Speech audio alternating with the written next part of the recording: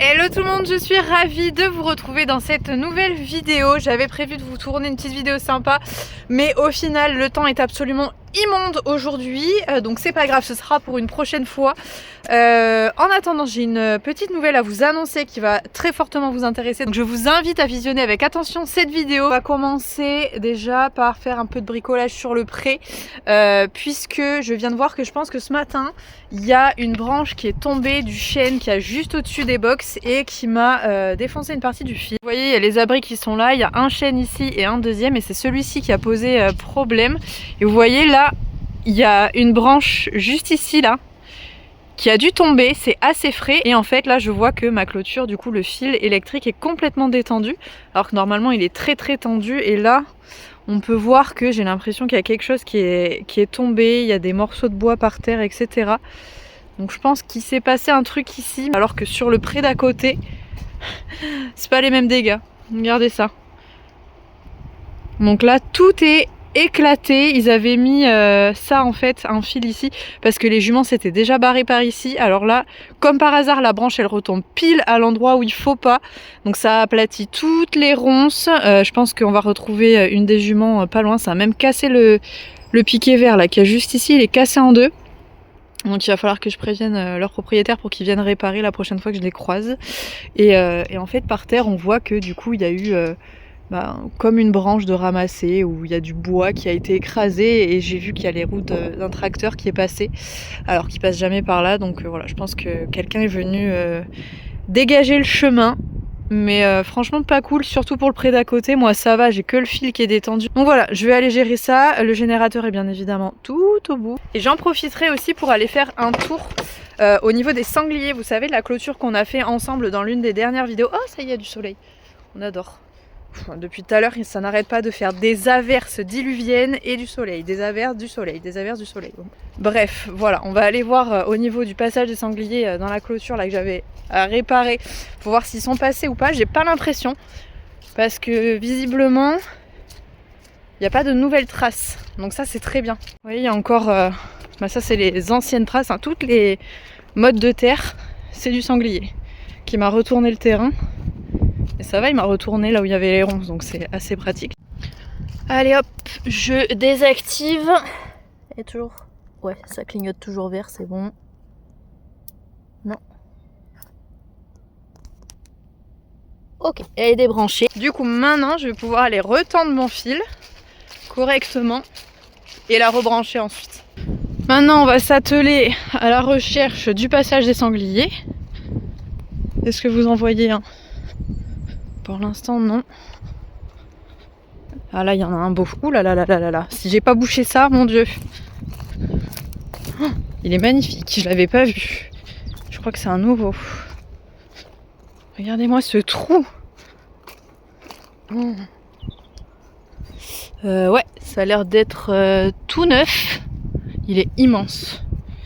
Bon, je vais aller mettre un peu de barbelé ici pour pas que les sangliers passent. Il n'y a pas de problème, les chevaux ils viendront jamais s'enfiler là-dedans. Mais alors les sangliers, ça fait un passage rêvé. Et maintenant à la recherche du deuxième accès. Ah voilà, c'était là.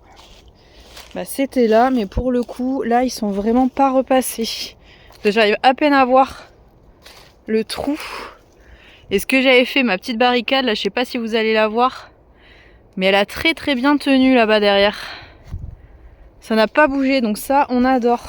Par contre, voilà, ils ont refait un trou ailleurs.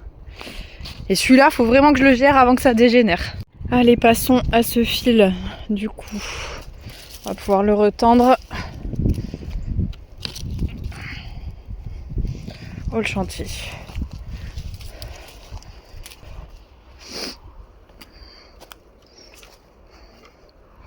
Voilà, c'est censé être tendu comme ça normalement. Allez, voilà, on a un fil bien retendu de là-bas jusqu'ici, en passant par la porte. C'est mieux comme ça quand même. Je vous ai pas montré le rafistolage que j'ai fait sur la couverture d'Ace. Je l'ai fait il y a 2 jours, et regardez comme c'est beau. Allez Ace, viens nous montrer ta belle couette. Comme elle est bien réparée. Regardez comme elle est magnifiquement bien réparée là. Alors oui, ça fait une vieille marque, très sale. Mais c'est réparé, ça tient, c'est à 80% imperméable on va dire. Donc de ce côté-là, là c'était le pire. Et de l'autre côté, ça donne ça. Et là, par contre, ça a déjà commencé à retirer un peu. Soit je l'ai mal cousu parce que j'en avais marre. Franchement, j'ai passé un moment à refaire ça. Et je l'ai pas vu. C'est possible que j'ai loupé 1 ou 2 points. Mais c'est plutôt pas mal quand même. Non, enfin ça tiendra quoi. Et effectivement, vous voyez qu'en lui remettant, j'ai pas fait gaffe. Enfin, c'est Paul Arthur qui lui a remis. Mais du coup, elle vient vraiment bas. Vous voyez ? Vraiment très bas sur ses postérieurs. De l'autre côté, c'était moins pire. Voilà, là elle est vraiment redressée. Donc il faudrait que je la tire un peu, mais surtout il va falloir que je resserre les sangles pour pas qu'elle se balade comme ça. Et à mon avis, c'est pris un postérieur dedans. Ce qui a fait que du coup, il a déchiré la sangle. Mais c'est juste un mauvais réglage. Oui, c'est bien mon chat, tu l'as chassé.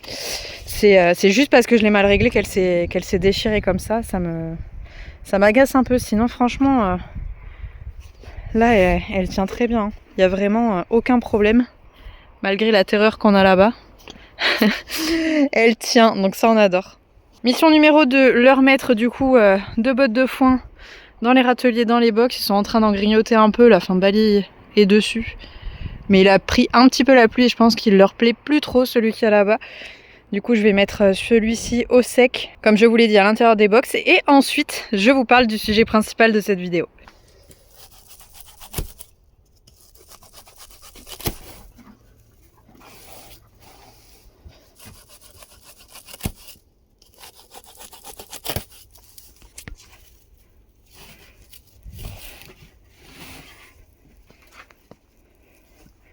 Allez, zou.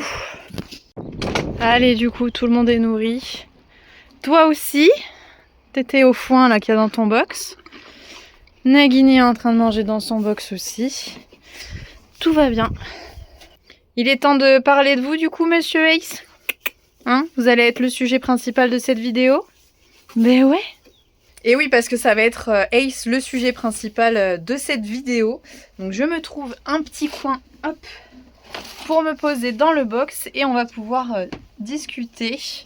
Tout simplement parce que j'ai pris la décision, ça y est, de faire un petit casting pour recruter le prochain futur cavalier d'Ace, comme ça a été le cas pour Paul Arthur il y a 4 ans. Évidemment, je vois venir en gros la question, non, Paul Arthur n'arrêtera pas de monter Ace, loin de là.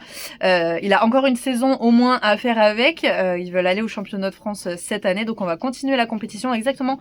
Rien ne changera pour Paul Arthur et Ace cette année. D'ailleurs, Paul Arthur pourra continuer de monter Ace absolument autant qu'il le veut et jusqu'à quand il le voudra, à partir du moment évidemment où ça ne gêne pas Ace au niveau du poids.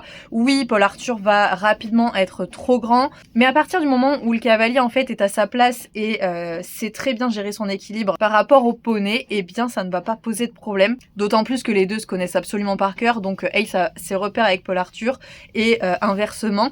Mais effectivement, si un cavalier devient trop lourd, eh bien là ça va poser problème puisque ça va altérer la santé physique du cheval. Porter un sac à dos trop lourd durant une randonnée, eh bien ça va forcément impacter votre physique. Les chevaux, ça va être la même chose, ça va également les impacter physiquement. Donc c'est vraiment pas ce qu'on veut et c'est pour ça que je recherche un cavalier qui va être principalement léger. Il doit faire moins de 30 kg puisque Ace fait à peu près 300 kg.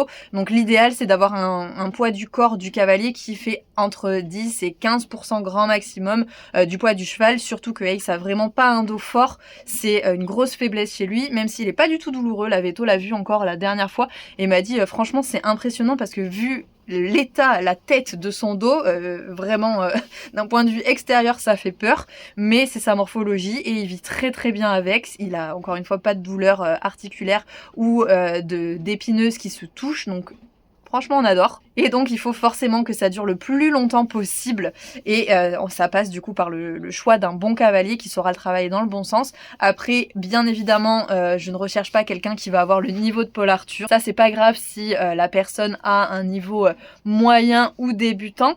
Je ne recherche pas un cavalier pour la performance. J'ai toujours recherché un cavalier ou une cavalière, hein, ça s'entend, qui recherche une relation avec l'animal en premier et c'est à partir de là qu'on pourra développer des choses plus rigolotes, comme la compétition ou autre. Mais voilà, vraiment la base, ça va être de créer une relation avec le poney, à pied, à cheval, vraiment dans plein de situations, pour pourquoi pas avoir la même carrière un jour que Paul Arthur. Ça pourrait être très bien. Dans tous les cas, voilà, cette année, si j'arrive à trouver un cavalier, Ace aura 2 cavaliers, donc vous l'aurez compris. Donc là, l'idée, c'est de trouver une personne qui pourra venir monter 1 heure par semaine, de façon à ce que le travail de Ace n'augmente pas d'une façon surdimensionnée non plus. L'idée, c'est pas de le faire bosser 4 à 5 fois par semaine, hein, loin de là. Donc voilà, globalement, si ça vous intéresse, que vous soyez un garçon, une fille, que vous soyez cavalier débutant ou cavalier moyen, ça sert à rien encore une fois de trouver un cavalier qui sait très très bien monter, puisque j'ai Paul Arthur pour travailler Ace, il le connaît encore une fois par cœur et c'est lui qui continuera de développer les compétences d'Ace sur le travail de plat et à l'obstacle. Mais là l'idée c'est de trouver donc la relève entre guillemets. En aucun cas, encore une fois, je ne parle de remplacement, hein, vous l'aurez compris. Il faut évidemment habiter près de la région bordelaise, que vous puissiez vous déplacer au minimum, donc je vous l'ai dit, 1 fois par semaine sur Bordeaux. Le gros inconvénient c'est qu'a priori je vais pas tarder à déménager et que potentiellement rapidement soit vous me suivez, ça sera dans tous les cas à 1 demi-heure de Bordeaux à peu près, soit la relation sera obligée de s'arrêter relativement vite. Mais voilà, donc faut vraiment être conscient que je peux être amenée à déménager en cette année 2025 et que les plans peuvent assez rapidement être bousculés. Donc voilà, je vous l'ai dit, le critère vraiment principal qui a toujours été le cas, c'est d'être léger, de faire moins de 30 kg. Et si jamais vous êtes intéressé par ça, sachez que vous pouvez postuler. Je vous ai mis une adresse mail dans le lien de la vidéo. Il faut savoir qu'il n'y a que vos parents qui peuvent envoyer un mail sur cette adresse. Sachez que si vous êtes un enfant, on ne donnera pas suite. Voilà, personne ne répondra au mail, il y aura vraiment aucun retour. Il faut que ce soit vos parents qui remplissent exactement les informations disponibles dans la barre de description sous la vidéo. Une fois que c'est fait, vous pouvez me l'envoyer du coup directement par mail. On attend avec grande impatience tous vos retours et n'oubliez pas que si vous n'êtes pas de la région bordelaise, ça n'a pas grand intérêt de postuler. Tu sens que ça parle de toi, tu veux t'incruster? T'as des choses à dire? Tu veux choisir qui sera ton futur prochain cavalier? C'est ça? Tu veux leur dire quoi? Bah oui mon chat. Bref, c'est donc là-dessus qu'on va arrêter cette petite vidéo. J'espère encore une fois qu'elle vous aura plu et que du coup vous serez nombreux à participer. Enfin pas trop nombreux non plus parce que ça va être dur de trancher après. Ça va être difficile. Bref, je vous fais à tous de très très gros bisous et surtout n'oubliez pas de vous abonner à la chaîne. Il suffit de cliquer sur la petite photo de Bali et moi qui s'est affichée juste ici. Ça me fait, vous le savez, toujours très très plaisir. Je vous fais à tous de très gros bisous et on se retrouve bien évidemment très vite pour une prochaine vidéo. Salut!